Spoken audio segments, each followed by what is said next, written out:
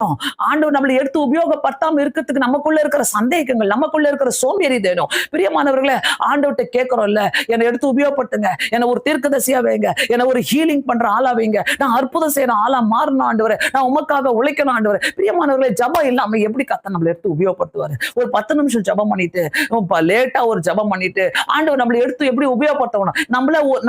நம்ம வந்து ஒரு மிருகத்துக்கு கூட ஒரு சுகத்தை கொடுக்க முடியாதுங்க. ஒரு எறும்புக்கு கூட நம்ம ஒரு சுகத்தை கொடுக்க முடியாதுங்க. ஆண்டவர் நம்மளுடைய வாழ்க்கையில கேட்கிற காரியமே, நீ என்னுடைய முழங்கால வந்து நில்லு.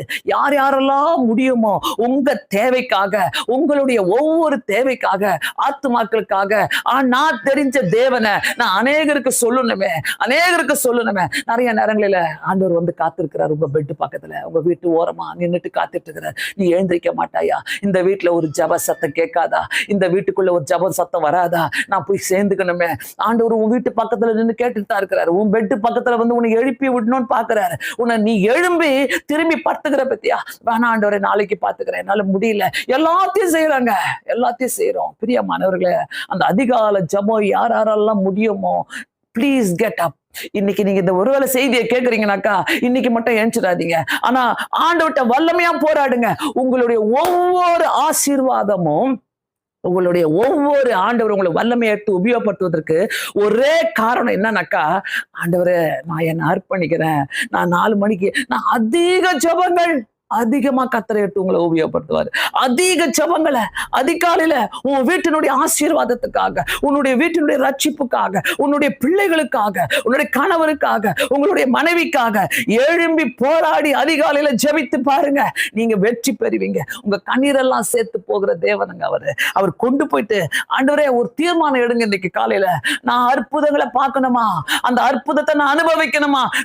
நான் கனவு காண்ற ஒவ்வொரு ட்ரீம்ஸையும் நான் அனுபவிக்கணுமா? நான் ஒவ்வொரு கனவுகளை நான் அனுபவிக்கணுமா? ஆண்டவருக்காக நான் பிரகாசிக்கணுமா? ஆண்டவரே, இந்த முடிவுல நிக்கிறேன் இயேசு சுவாமி. நான் இப்படிப்பட்ட ஒரு முடிவுல நான் நிக்கிறேன் ஆண்டவரே. இந்த முடிவு எனக்கு வேணும் ஆண்டவரே. நான் எழுந்து ஜெபம் பண்ண என்னுடைய வாலிப நாட்களில நான் மறக்கவே மாட்டேன். 3 மணிக்கு எழுந்து ஜெபம் பண்ணுவேன். 3:30 மணிக்கு ஆண்டவர்கிட்ட எழுந்து ஜெபம் பண்ணுவேன். 3 மணி நேரம் ஜெபம் பண்ணுவேன். எங்க அம்மா அப்பா அப்படி ஜெபம் பண்ணுவாங்க. அதனால அந்த அதிகாலையில எழுந்து ஜெபம், ட்ரெயின்ல போனா கூட ஜெபம் பண்ணுவேன். எங்க போனாலும் சரி அந்த ஜெபத்தை நான் விடவே மாட்டேன். ஆண்டவர் என்னை வல்லமையாட்டு உபயோகப்படுத்துங்க பார்த்தேன் என்னுடைய வாழ்க்கையில.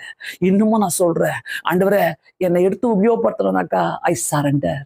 நான் என்ன உங்களுடைய கரத்துல கொடுக்குறேன். ஒருவேளை நீங்க துக்கத்தோடு, கவலையோடு, ஒரு பெரிய கஷ்டத்தோடு, இது என் வாழ்க்கையில நிறைவேறலையே சொல்லிட்டு அற்புதத்துக்காக காத்திருக்கிறீங்கனாக்கா, ஆண்டவரை நோக்கி ஜெபம் பண்ணுங்க. ஏசப்பா நான் வர்றேன் இயேசு சுவாமி. ஆண்டவரே அதிகாலையில எழுந்து ஜெபம் பண்றேன்.